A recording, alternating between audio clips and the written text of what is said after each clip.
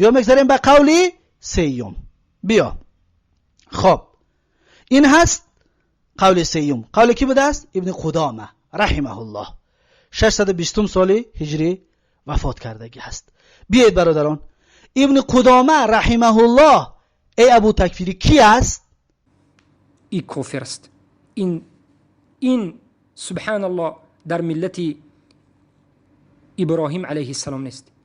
این موحد نیست. این توحیدش صحیح نیست. این کفر به طاغوت ندارد. الله پناه دهد از این اعتقادی خبیثی تو ای ابو تکفیری. ببینید ابن قدامه رحمه الله تعالی را میگوید کافر است. تو برای چی اکنون این کافرش گفت؟ این جای خطکشی را دقت دید.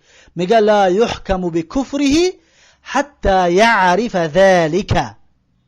میگه حکم به کفر کردن نمیشه انسان که نجا کذالک کل جاهل بشیء یمکن ان یجهله.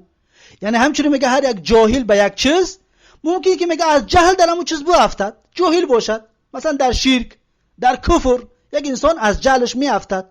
پس میگه لا یحکم بکفره، حکم به کفر کردش نمیشود حتی یعرف ذلك، تا زمانی که همین چیز بداند، یعنی که بداند که این شرک بوده است. و تزول عنه الشبهه، و تا زمانی که شبهه از اون دور نشود. و یستحله بعد ذلك، و اگر که حلالش بداند بعد از این، بعد حکم به کفر کرده می شود. اما اگر که نداند در کفر بیفته، چطوره که این ابو تکفیری تمام مسلمان های تاجیکستان و ازبکستان و اینا رو همه را حکم به کفر کرده است، اونها اصلا کافر نمی شوند، زیرا اونها جهل دارن، اونها در جهل افتیدگی هستند. اما این ابو تکفیری این مسئله ها را بو نمی برد.